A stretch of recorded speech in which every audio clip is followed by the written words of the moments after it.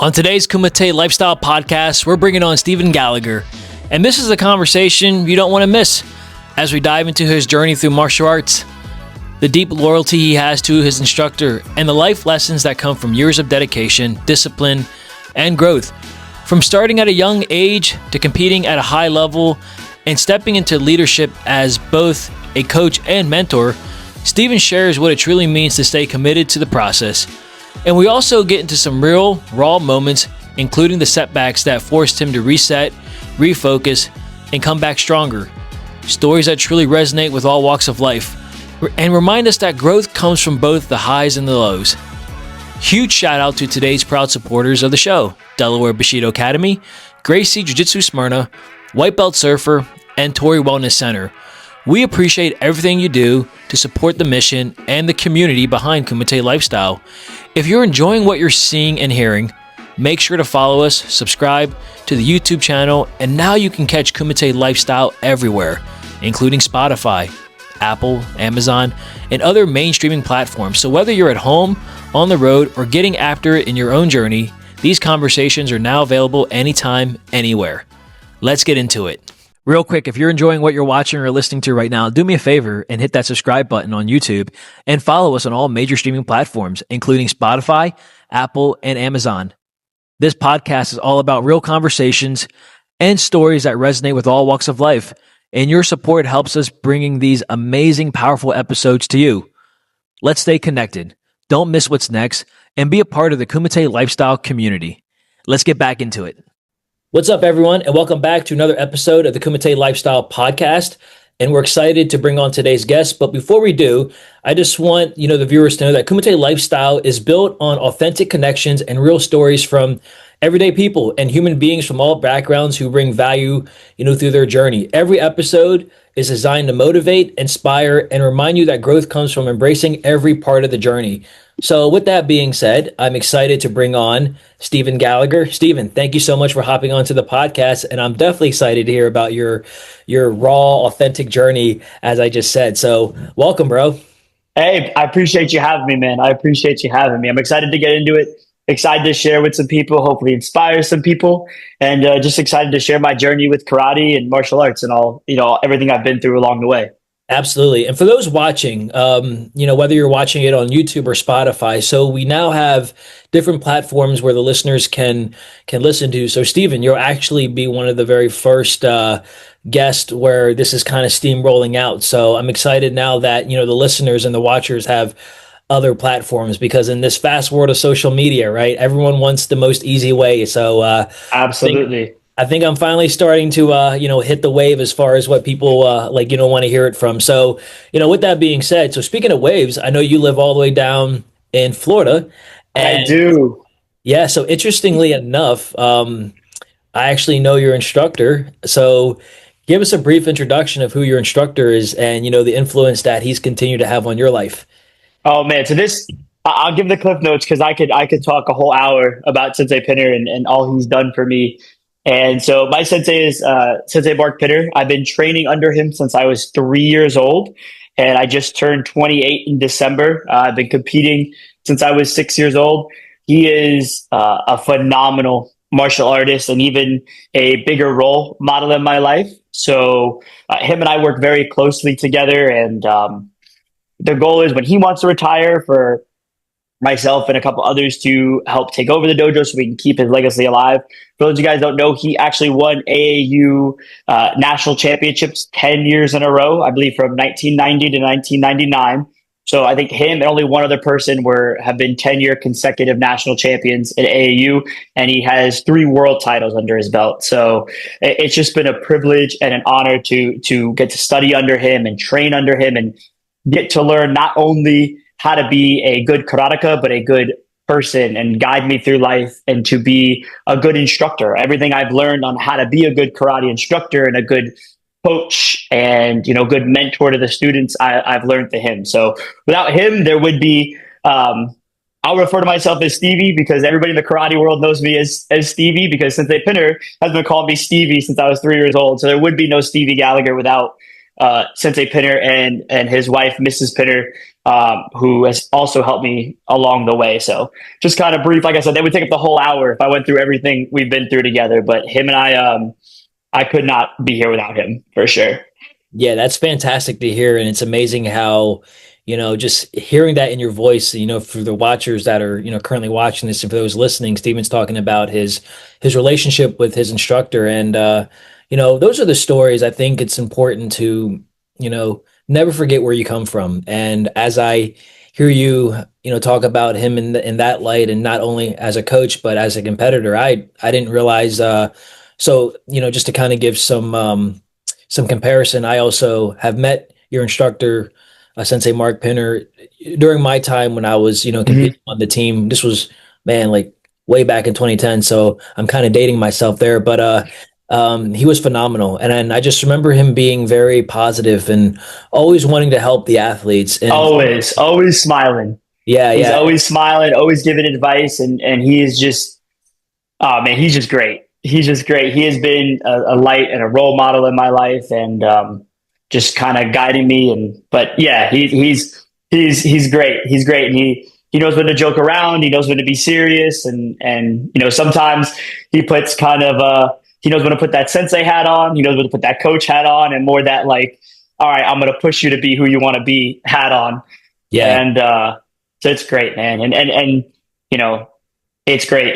I've just gotten to spend. I see him, still see him 5 to 6 times a week. I see him every day at the dojo. So we just have a really great relationship. That's cool. And I'm sure your relationship as you've gotten older and as we all get older, but the dynamic between, the sensei and student, while it's still there, of course, I have no doubt about that. Has that role or has that connection evolved more into, I don't want to say a father figure, but maybe like an older brother? So what's been that progression like from just, as he's seen you grow up as little Stevie, as you mentioned, like now well into your, mid to late 20s. So what's the Absolutely. dynamic? Yeah. So it definitely has evolved more into that like mentor, father type role. And my dad's a good dad as well. He traveled all the tournaments, but specifically with karate, it definitely has transformed into that father figure role. And but even with me being older now, an adult and established in my own life, we still have that very sensei student relationship, which is really close. And I'm just still learning every day. I'm learning from him, whether it's still learning, because I'm still a full-time competitor.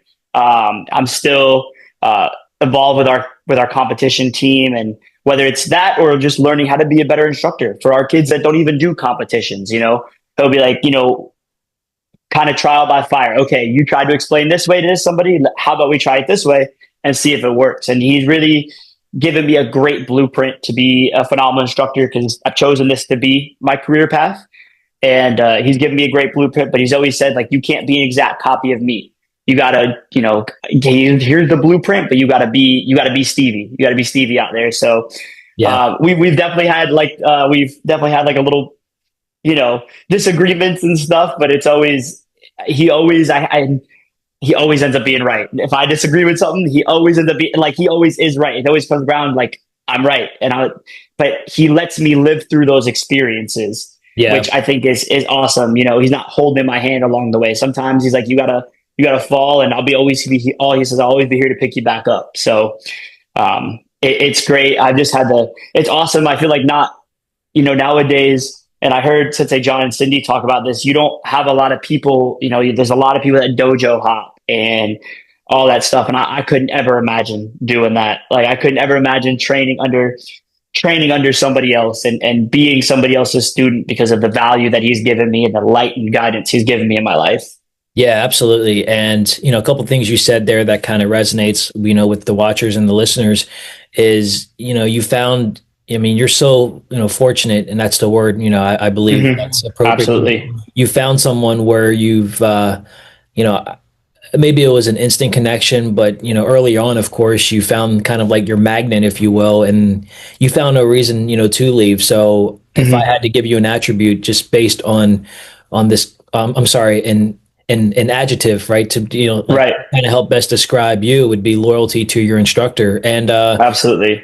yeah, I think, like you mentioned earlier, how Sensei Pinner wears these different hats. It's interesting that you get to kind of live the role as a head instructor, kind of, vicariously through your instructor while you get to Mhm. make those mistakes. And, I'm sure it's nice knowing like he's got your back because I mean, I've heard stories where, instructors, back in the old days, as they say, they, started where it was just dumb. They didn't have, a Sensei Pinner to kind of fall back on. So Right, I think it's interesting that I think it's awesome actually that you get to kind of fill that role like as a competitor to a sensei to a right.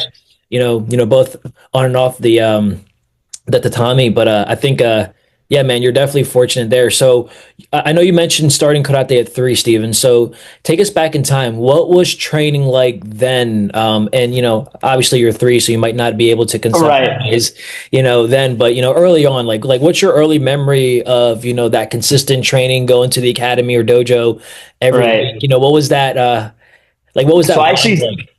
yeah, I actually started in a after school program in my daycare that I went to. So my dad worked full time. My mom was a full time teacher. So they had a after school program in the school I went to, which you went one day a week for 45 minutes and you just started karate. So I got all the way up to my orange belt. Actually, Sensei Darren Koenig, who also came from under Sensei Pinner, was my instructor in that after school program. And once I got to orange belt, he was like, "Hey, Steven's kind of progressing nicely. Like, if he wants to take karate more seriously, we'd recommend him coming to our main location." And I had heard in Sensei Pinner about Sensei Koenig was who I saw main all the time, once a week. So at 6 years old, my mom decided to take me to the main location. And that's where it kind of just blossomed from there. And I just remember we would be there 3 to 4 days a week. We would carpool with people. So my mom taught second to third grade special needs kids. So unfortunately, she passed away when I was super young. So when that all happened, the parents at the dojo really took over and like made sure I got to the dojo and was there and was training consistently.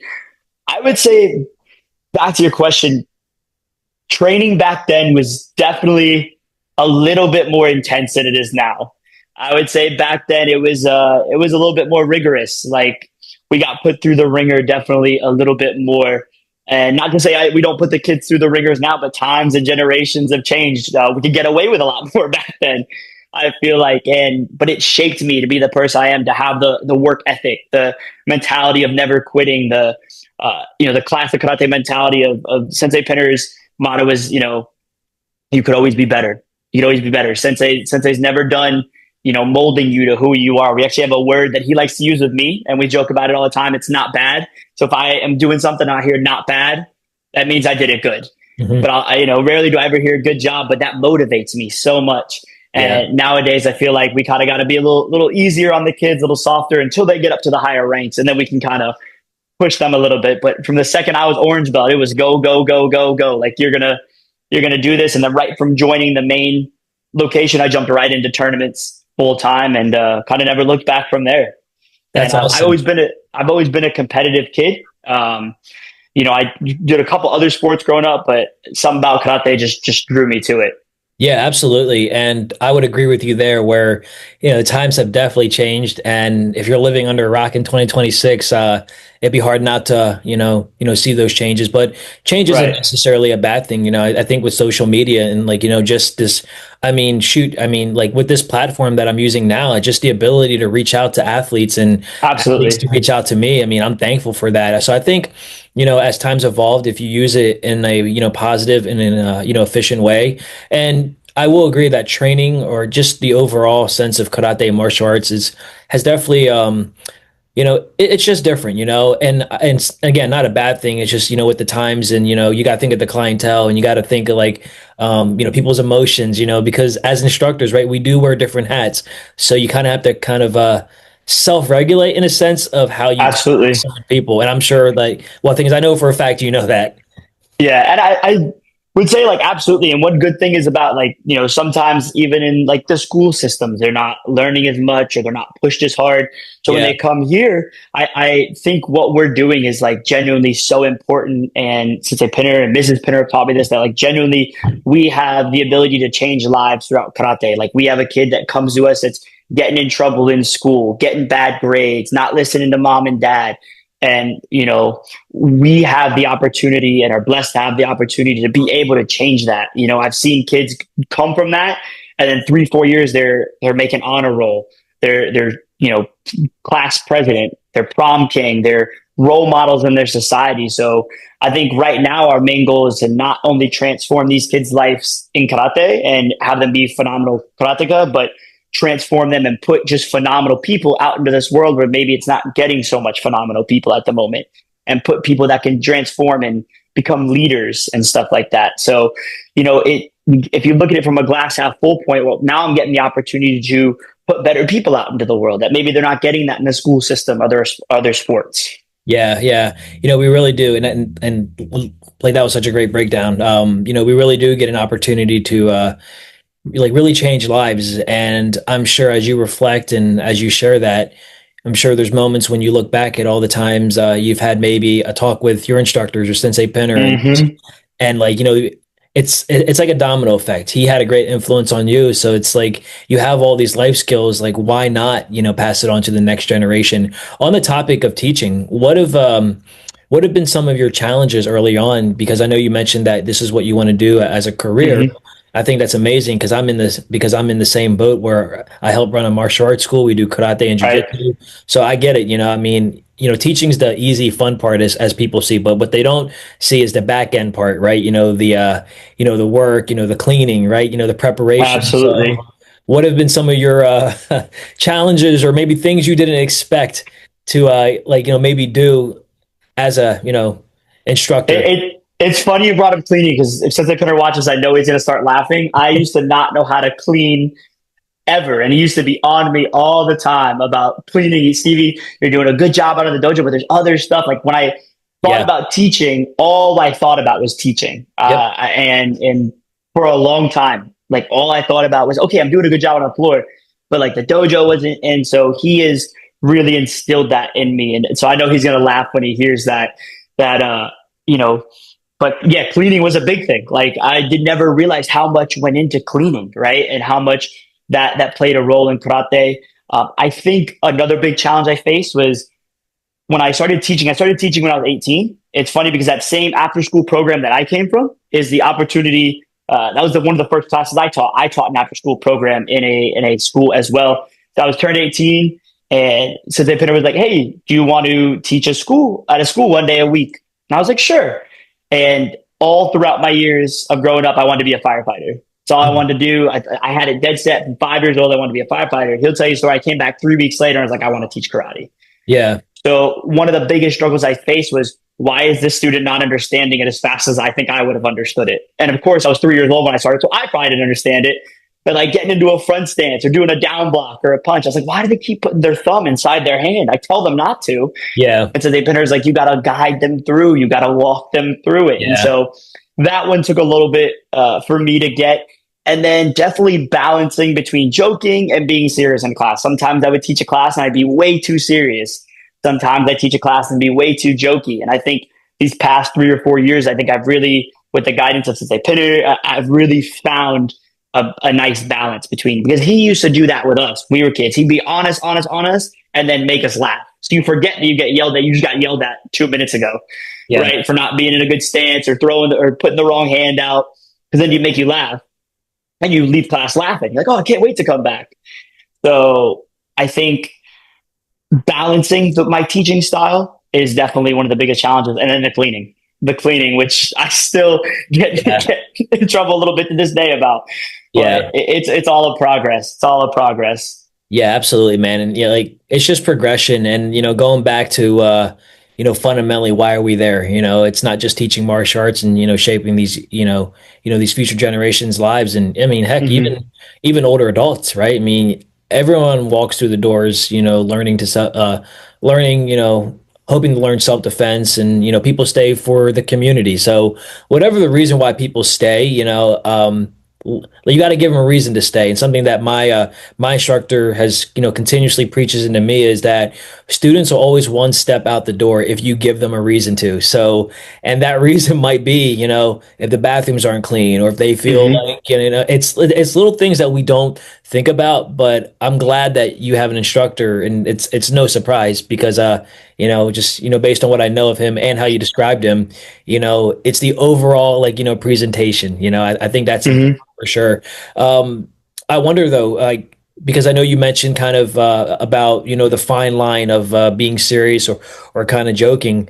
Do you find that most of the connections or I'm sorry, not connections, but maybe the folks that you like the most closest to, are they karate peers, or do you have a good balance of friends that don't do karate where you can kind of kind of put aside your little Stevie karate side, as they say. Right. I don't know. Um, Unfortunately, about 99% of my friends are all karate people. Yeah, absolutely. But honestly, I wouldn't have it any other way.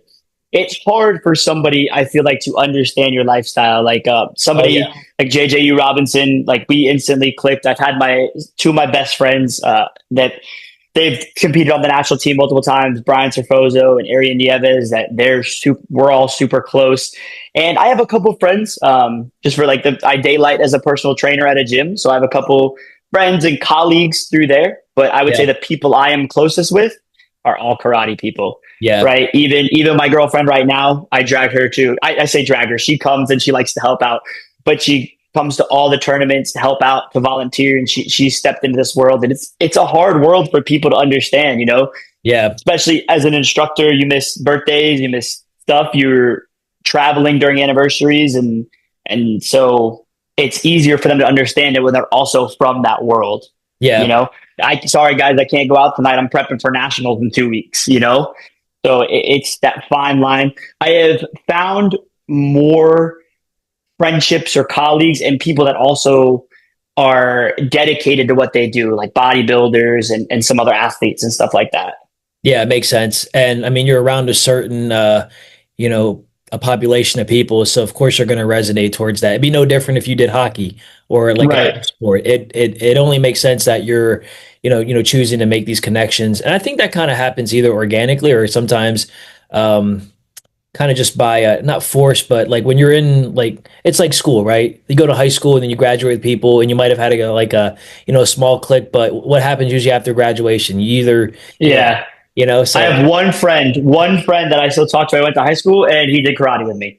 yeah, So we just were 1 year behind each other and we were zoned for the same high school. So other nice. than that, I don't really talk to anybody that I went to high school with. And it just happens. You fall off, you have different lifestyles, and it's all good. But I'm so grateful to have met so many people, like people we've had on the podcast, Austin and Mateo, Yeah. Sean Russell, Zaylin Pinto, like all people that I would trust. And I know they trust me. So Yeah, very cool. And something else you mentioned about relationships. Yeah. And like you said, it's easier for them to know kind of your world, but I'm sure it makes it easier for you when you have people that kind of already know what's up. And even your girlfriend, like you said, mhm. it's like one less thing you have to explain. It's like, okay, cool. Like at least like she might not understand it now, but at least she's on board with it, because that was a struggle for me. Like in the past, I'd meet people and, they always say, oh, like, I think it's cool that you train. And then it's cool until it's not, right? It's cool. Absolutely. Yeah. So, like you're very fortunate, which is why like I love when I see John and yeah, both John and Heather, and then Right. Ingram and Jonathan Cindy. Cindy. Yep. Yeah, so I'm kind of envy of that, and like even my first instructor, a master Reese Rigby. It was Reese Rigby and his wife Judy, and they were.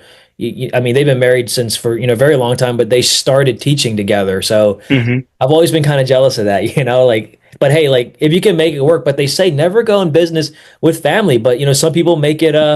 You know what I mean? It's Some people make it work. Mr. and Mrs. Pinner, they started the dojo in '86, I believe. I think that was their first location, and they work so well together. They work so well together. So, and they've taught me, like I keep saying, they've taught me so much. So they that's another just prime example of two that have come together and just made a awesome foundation and an awesome environment for all of us. Absolutely. So I know the watchers or the viewers can see this, but for those listening, like right now, you're wearing your AAU jacket. I want I to. am.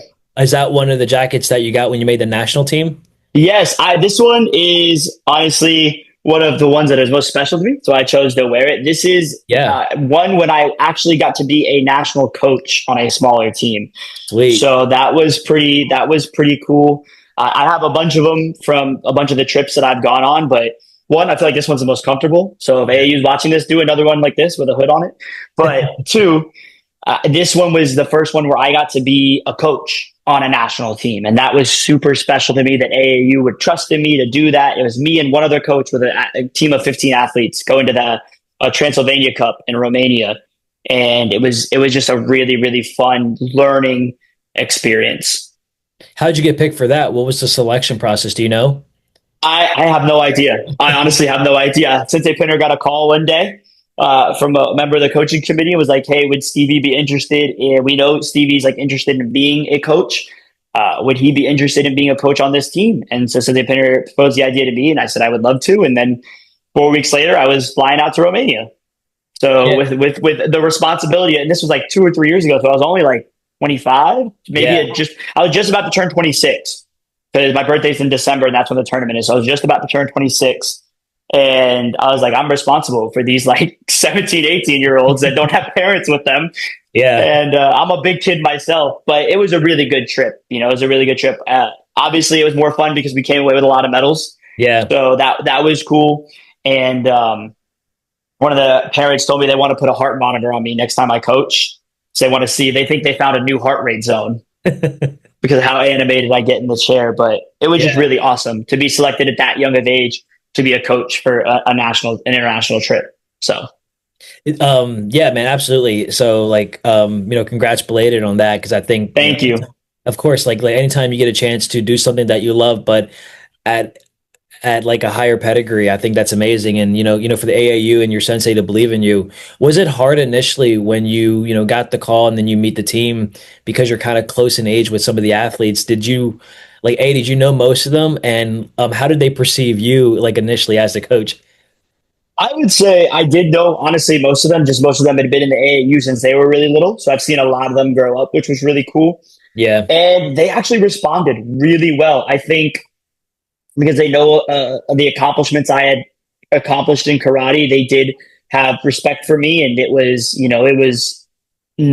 no problems at all of someone being like, you do not listen. And when I said curfew was at this time, everybody was in the room. I was like, we're eating at this time as a team. We did everything as a team. And it was just a really awesome environment.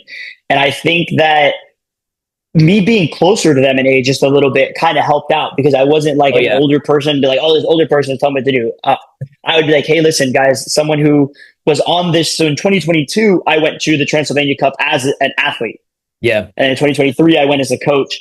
And I was like, hey, listen, guys, I know like I was just here last year. Here's what we're going to do. Here's what helped me secure 2 bronze medals at this tournament.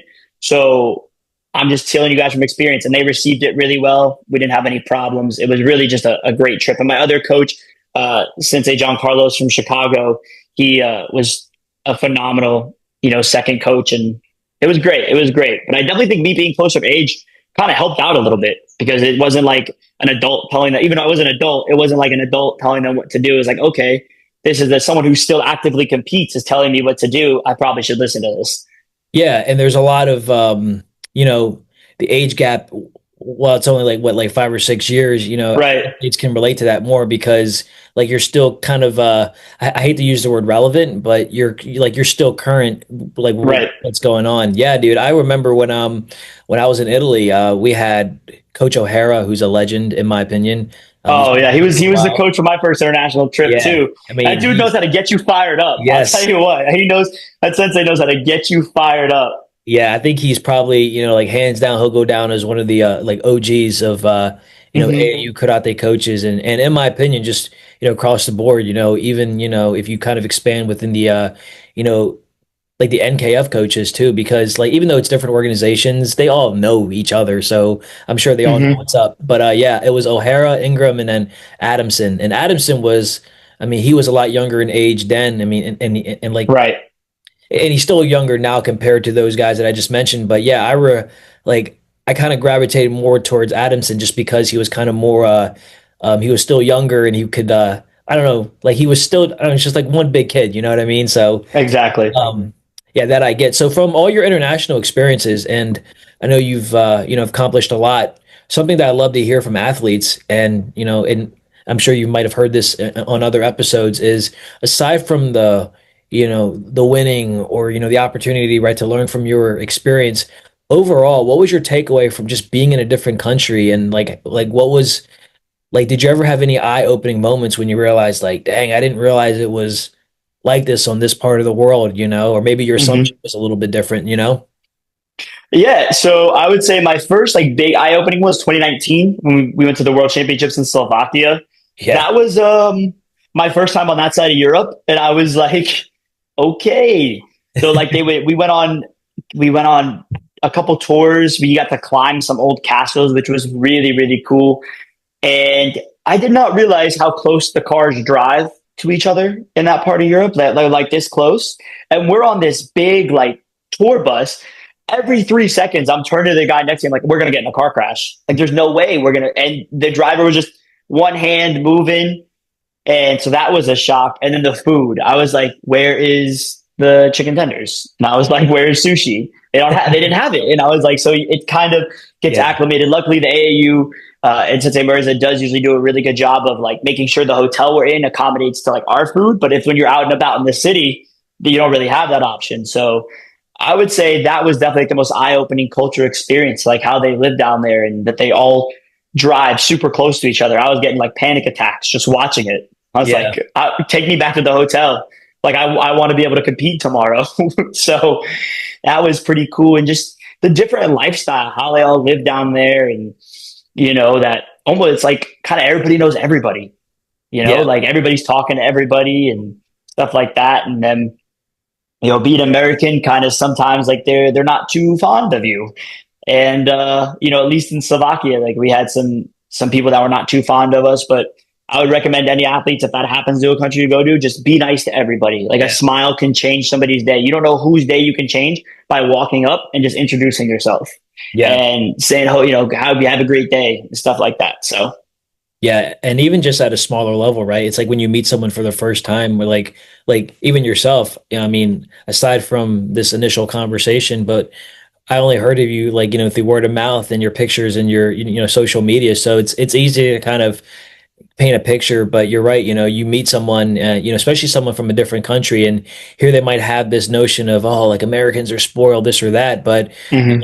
the bottom line is that and something that I took away from my trip in Italy was, we all want the same things as human beings. It doesn't matter where you are, right? We all want to feel loved, and like things, we all want to feel like needed and heard, and we all want the same things.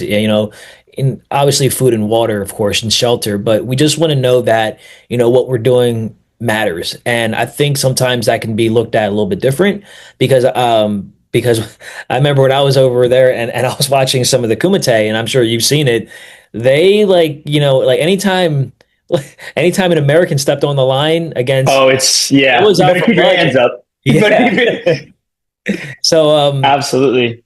like, what do you say to an athlete that because I know you've had the opportunity to coach, but say you're an athlete Mhm. on the team, and say I'm there, and this is my first world team experience, and maybe you've done like three or four, or maybe you're just more experienced. What do you say to someone that's made it onto the team?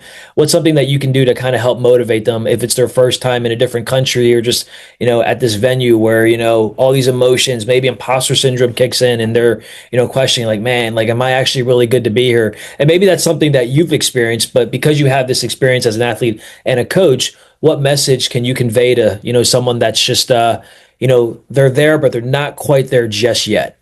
I think that's an awesome question because that's definitely something I've experienced. Like you walk into an event and you're like, "Oh, am I good enough to be here?"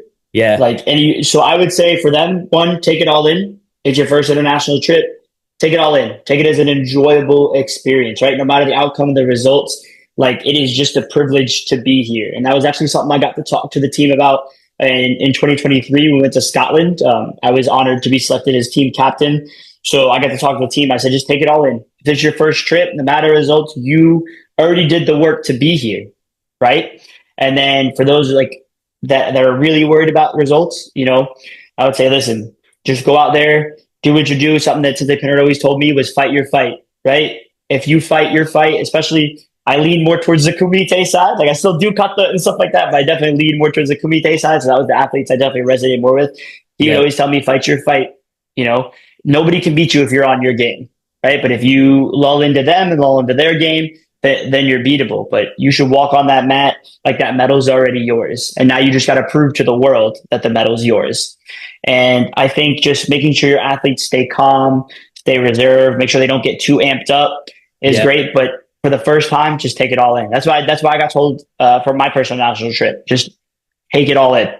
You deserve to be here, and just enjoy the experience of being in a world championship. And I tell this to some of our kids. Actually, just got invited for the first time for the next world trip, and I was like, I told them, I was talking to them, and I was like, how many other sports allow you to do this, right? You guys might play soccer or football or baseball. How many sports at your age you can be like, hey, I'm going to a world championship in a different country to represent my country?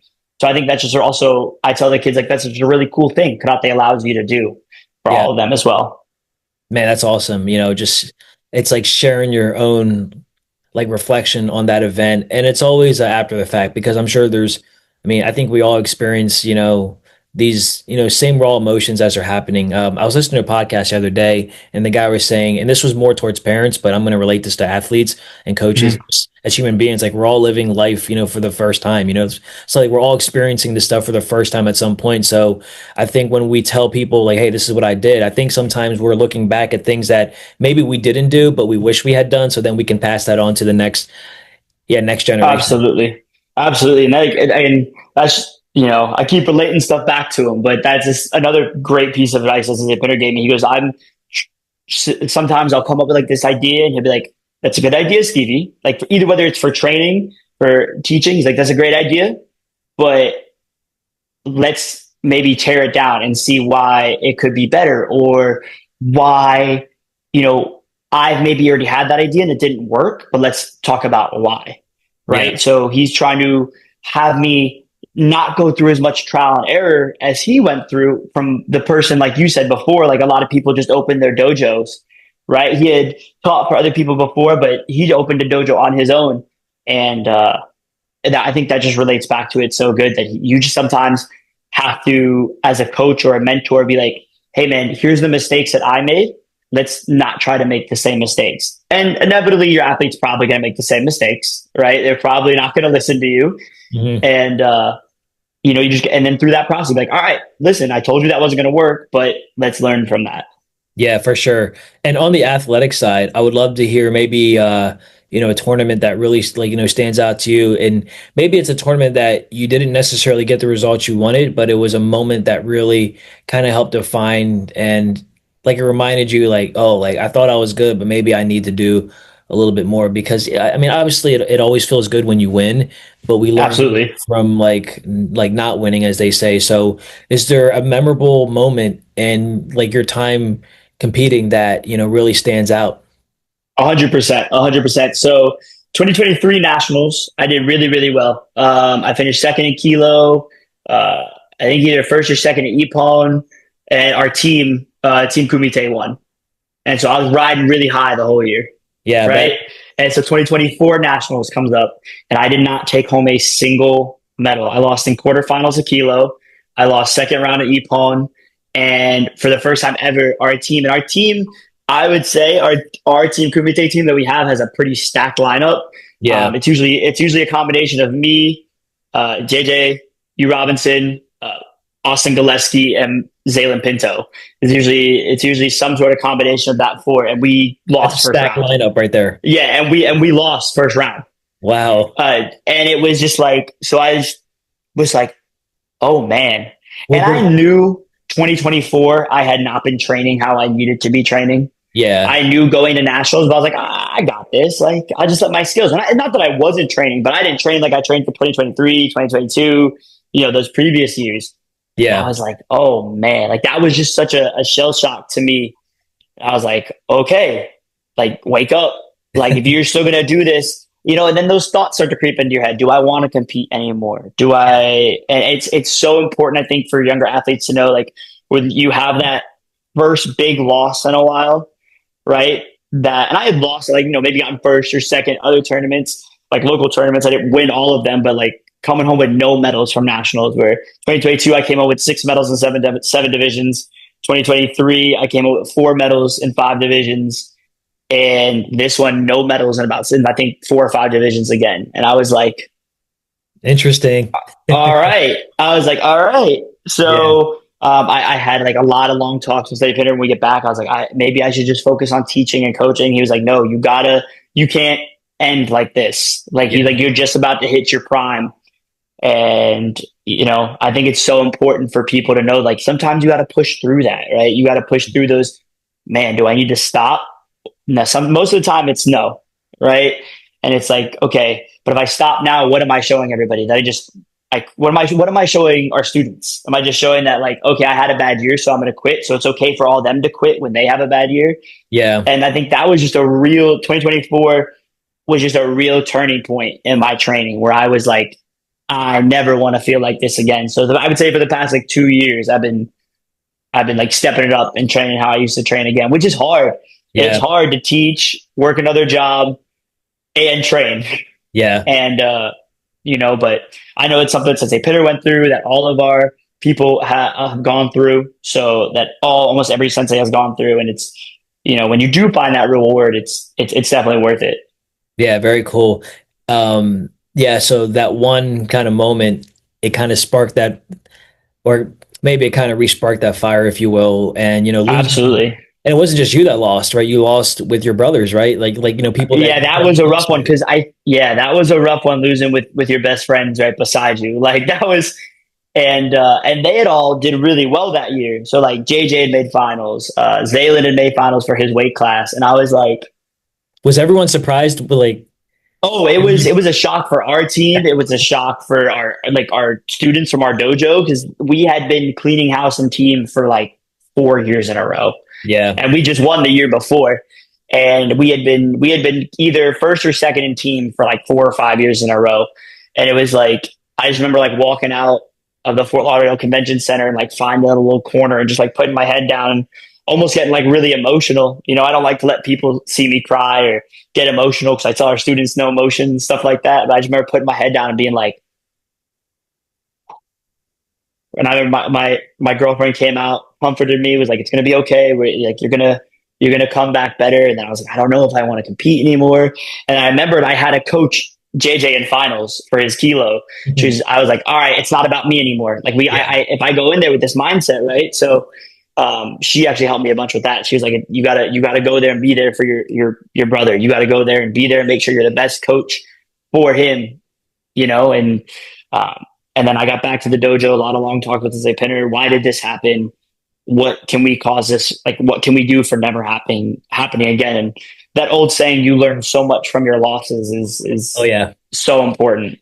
yeah, absolutely. And I saw a video, and I believe you're in it, but it's you, Mateo, I think Zaylen, I think yeah, because all you guys train together, right? Because you guys go Oh to, yeah, we train together a lot. Yeah, we're yes, even like Mateo and Sean are usually on opposite team Kumite's teams than us, but we all train together. Yeah, it's just super awesome. yes, yeah. So when you guys collab, I'm sure it's fun. I'm sure it gets intense. Is there a bit of a Hmm. rivalry there though, or do you guys kind of just shake that off? Like, no, things we're all working for the same goal. Like, how do Yeah, you kind of balance those emotions? absolutely. And I mean, it's crazy. There's no egos when we train. Yeah, Everybody checks their ego at the door. And none of those guys even really have a big ego, which is awesome. And we're all there to just make each other better. Like some yeah, of us are even in the same weight class and same kilo class. And it's usually like, all right, we're going to have to go against each other eventually at this tournament because usually in semifinals or finals, it comes down to us. hmm, And it's, we have this, you bow, you step onto the tatami right there. You're in war, right? When you bow, you back out, boom, you're best friends again. yeah, I've had to fight JJ at tournaments before. And it's, and I would say out of the group, him and I are that group that still trains, him and I are definitely the closest. yeah, And I've had to fight him before. And it's kind of like, all right, you step on, nothing else matters. You're not friends in that moment. You're competitors. As soon as that final Yame and Okacha is called, you're best friends again. yeah, And it's just awesome that everybody that we train with is able to do that, is able to check their ego at the door. Somebody makes a mistake and they start getting down on themselves. Everybody usually around them trying to make them better. like someone does something cool in training, we're all like, all right, yeah, like get everybody amped up. So I Yeah. think it's cool because not a lot of people can do that, right? Not a lot of people, some people I've seen when they train that it's like, I'm going to try to be better than this person. And when we train, we are going to try to be better Yeah. collectively. Man, that's awesome. I think that's a very, and that's something that I learned early on. I think when I had Austin Gillespie on, he spoke very highly of you guys, and your names just kept coming up. And the way he would describe you guys, it's like you guys were teammates at the same school. Come to find Mhm. out, I did my research. You guys are all spread out. We all live in different states. Yeah. Yeah, so it is pretty cool. And yeah, I think it's and like Austin said it best too. He was like he would reach a point where he thought he was good, and then he'd meet someone in his life that almost like a reminder, like, yeah, you're good, but you're still missing some like there's still holes in your games. And I think that's where Absolutely. I think it's where it's like each of you guys complement each other. Yeah, I think definitely just that whole group that we have. I think there's six of us. Six of us. Yeah, I think that all get together and train. So it's just crazy, and it's opened so many doors and opportunities where like I go to their dojos and train. They've come down here and train, and I got to give big shout out to up in North Carolina, Sensei Steve Robinson and Cindy U Robinson, because they have opened their doors to me so many times, And JJ's come down here a bunch, but they treated me like family every time I'm there, because they're super close with Sensei Pinner, and that's how that kind of got the ball rolling, and then it slowly evolved into Austin training with us, and then Zaylen training with us, and then we got Sean and Mateo involved, and this past year, 2025, we got to run a training camp all together. I And heard, yeah. that was super cool.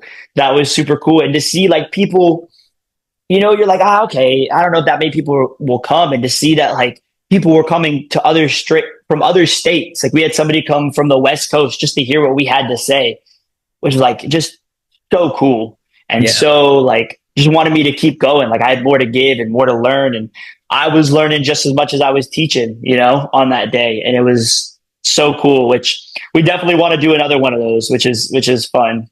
Yeah. At that camp, how did you guys orchestrate who was going to teach what? Or, I mean, I'm sure there's a system in play, but who Yeah, was kind of the mastermind behind that? Um, if there definitely was not one. me. Definitely not me. Yeah. No, it definitely wasn't me. I was just like, all right, what do you guys want me to teach? And Yeah. and so no, we had a lot of Zoom meetings like this leading up to it where we planned dates and stuff like that. And then we just kind of asked everybody, okay, what do you think your strength is? What do you want to teach? And kind of built our programs out by that day by day. That this way, when that first day came, we weren't like stumbling over to like we had a game plan. I think the athletes got a lot of value out of being there, and Yeah. it was really good. It was really good. But no, definitely not me. It was more Austin's definitely the organizer, and Mateo, I would say, are like the organizers of the group. They're both really, really good at just running the organization. And I'm definitely like, all right, where do you need me to be and what do you need me to do, person? And I'll Yeah. get it done. Absolutely.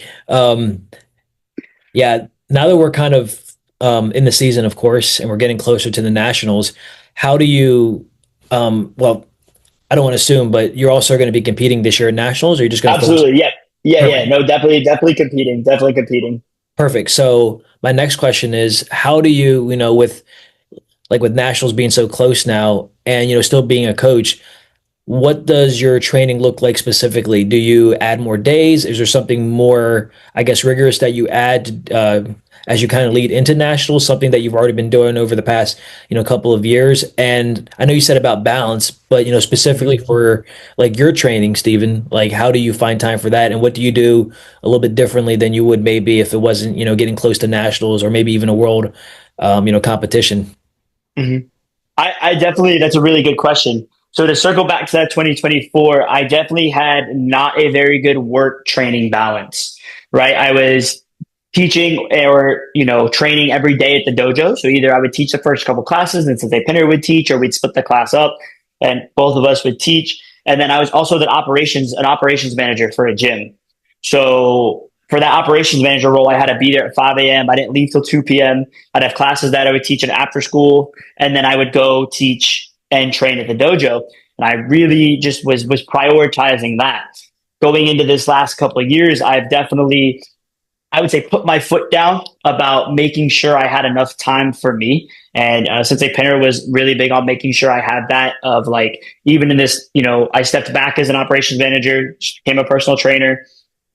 And it's really helped me out because I can kind of make my own schedule now. So I make sure that I don't book my whole day up with personal training clients where I can't work out, where I can't train. I make sure like it's a point that I leave. And I call that like a non-negotiable for me. Yeah. Like that is a non-negotiable that I'm strength training. I've had a lot more strength training, and not just like, regular weights, but a lot more plyometric and explosive training, which I definitely have seen improvement in the past 2 years. And then making sure that I am also getting my training sessions at the dojo, whether it's me just here by myself, hitting a bag or drills or doing resistance bands.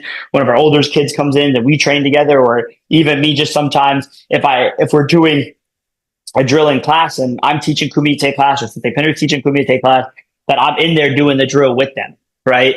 Because I want to make sure that I keep my level up. Because with some of these kids I have now, in about 3 years, I better be retired because they're going to start beating me. Yeah. Because they're a different breed. Athletes in like every sport are getting better, faster, stronger, quicker. And I'm like, I tell all these like our 15-year-olds, I'm like, listen, when you get to the 18-year-old division, I'm done. I'm done competing. I'm done because you guys are getting way too good.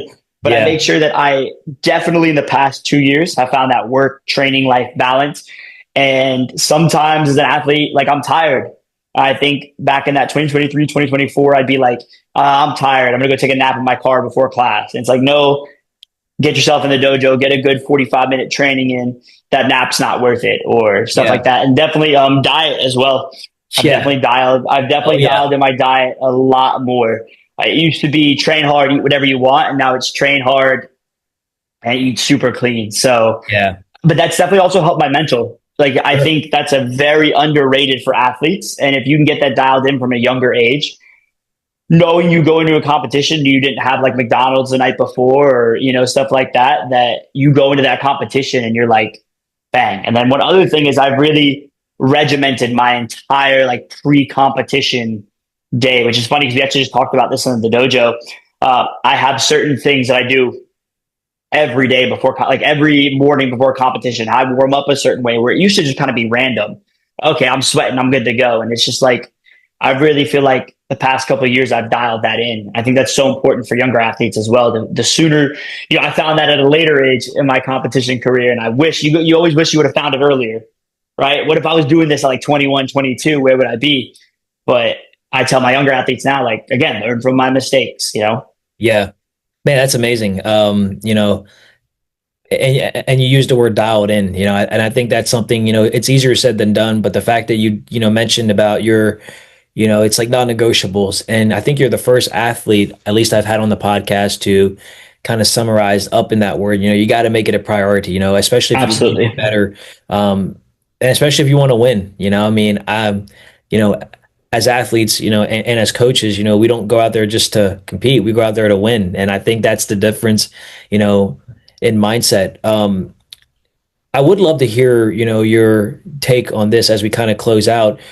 And I think you're, the guy to kind of, give me a good, response based on your experience as an athlete and as a coach.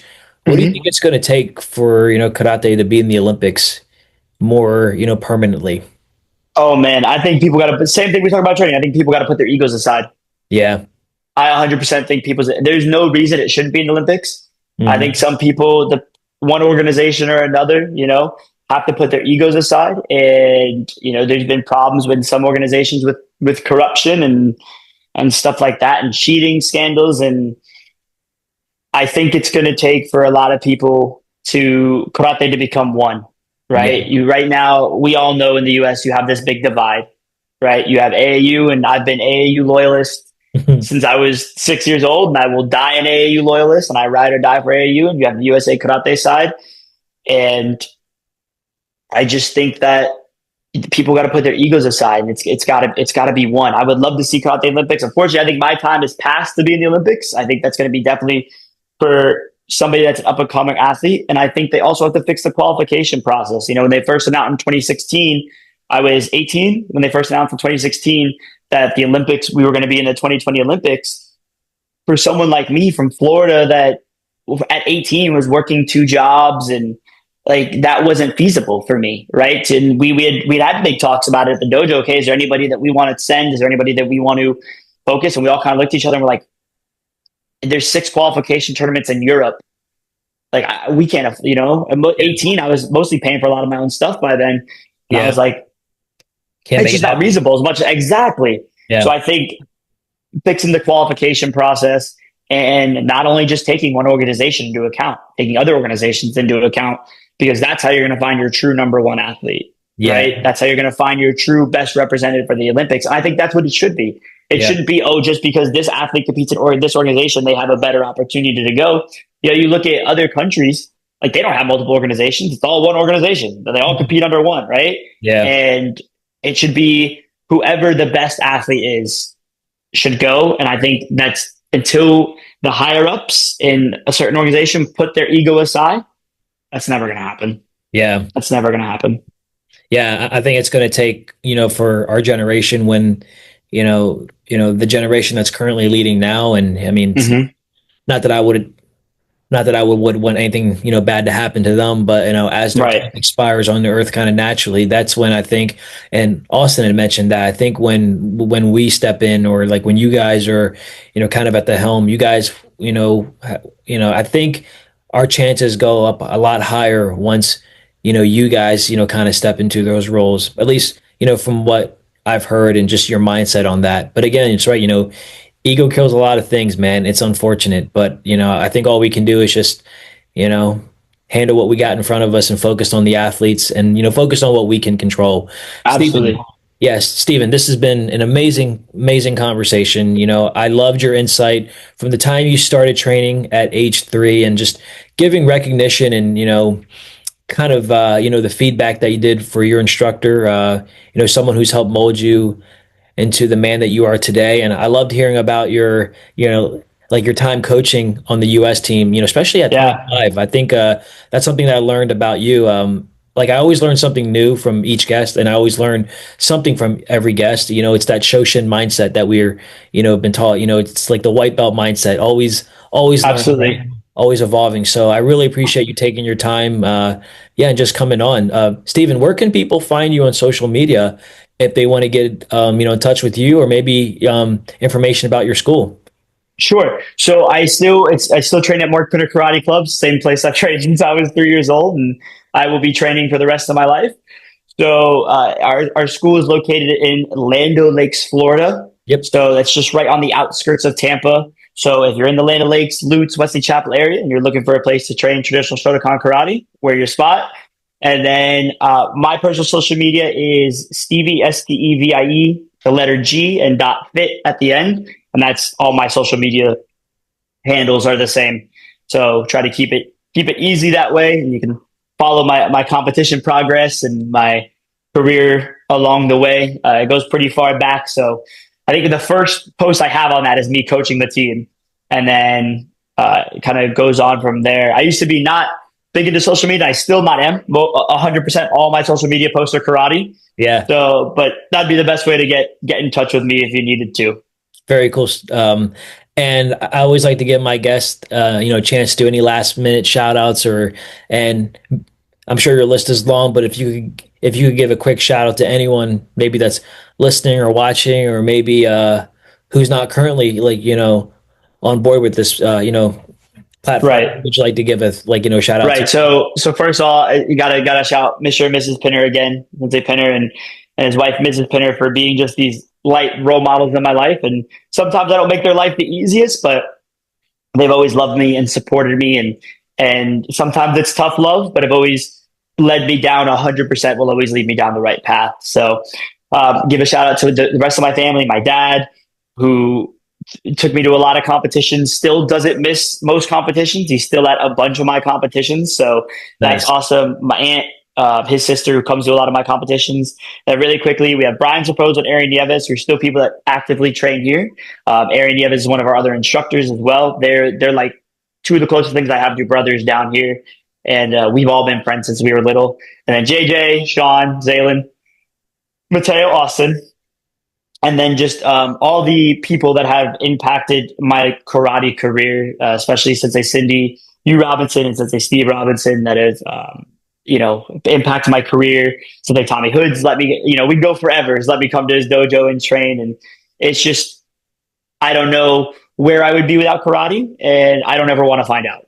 Yeah. So I will always be right here leading the next generation and with this tutelage of Sensei Pinner, and just hopefully carrying on his legacy. Very cool. Yeah. And Stephen, I'm glad that you had an opportunity to, share your story. And I, thank you for trusting me and Kumite Lifestyle for, giving the opportunity. So I'm looking forward to, what the future has in store for you. And, again, thank Absolutely, you so much. Nick. Thank you for having me on, man. This was awesome. This was the first time I've ever done something like this. So this was awesome, man. This was awesome. And I really appreciate you doing this for the sport of karate and martial arts in general, and just getting these athletes' stories out there, because without something like this, even some of these younger kids would never have an opportunity to be like this. I think this is so important for them to learn how to talk to people and do stuff like this. So this is just really awesome. I really appreciate what you're doing for the sport. Thank you, Stephen. I appreciate that. And again, thank you, for being a guest on the Kumite Lifestyle podcast. And I hope that you enjoy the rest of your day. All right, man. Thank you. Have a wonderful rest of your day. Real quick, if you're enjoying what you're watching or listening to right now, do me a favor and hit that subscribe button on YouTube and follow us on all major streaming platforms, including Spotify, Apple, and Amazon. This podcast is all about real conversations and stories that resonate with all walks of life. And your support helps us bringing these amazing, powerful episodes to you. Let's stay connected. Don't miss what's next, and be a part of the Kumite Lifestyle community.